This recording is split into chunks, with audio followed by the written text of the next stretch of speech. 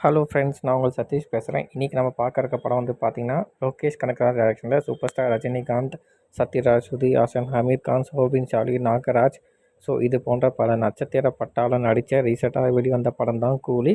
சரி வாங்க படம் எப்படி இருக்குன்னு பார்ப்போம். கூலி இந்த படம் ரிலீஸ் ஆகிறதுக்கு முன்னாடி வந்து பார்த்திங்கன்னா, ஏகப்பட்ட எக்ஸ்பெக்டேஷன் செம்மையான ஐப்போட இந்த படம் வந்து ஸ்டார்ட் ஆச்சு.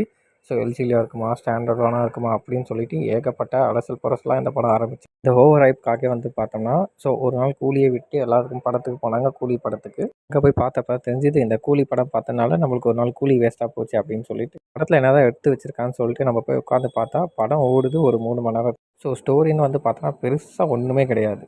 So Rajini friend Sathyaraj. So சத்யராஜை வந்து கொலை பண்ணியிருப்பாங்க. அது யார் கொலை பண்ணாங்கன்ற கண்டுபிடிக்கிறா இந்த படத்தோட ஸ்டோரி. இந்த ஒரு லைனை வச்சுக்கிட்டு லோகேஷ் கனகராஜ் வந்து பார்த்தீங்கன்னா, ஆல்மோஸ்ட் 2 ஹவர் 50 நிமிஷத்துக்கு படத்தை எடுத்து வச்சிருக்காரு.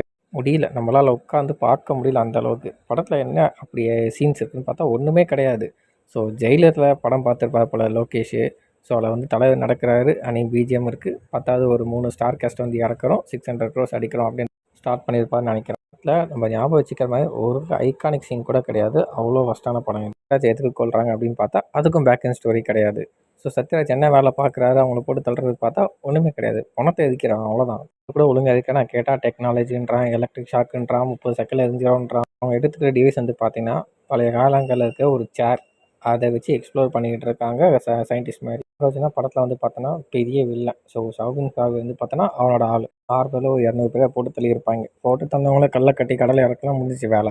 தெரியாமல் என்ன எதுவும் பண்ண யோசிக்காமல் போய் சத்யராஜை கூப்பிட்டு வந்து அவனை மிரட்டி அந்த எலக்ட்ரிஷியால் உட்கார வச்சு அவனை எரிக்கிறதுக்குள்ளே இந்த டைமில் ஒரு 100 பேர்த்தையும் தூக்கிட்டு போய் கடலுக்குள்ளே போட்டிருந்தா மீன்களை திங்கி சோழி முடிச்சிருப்பாங்க.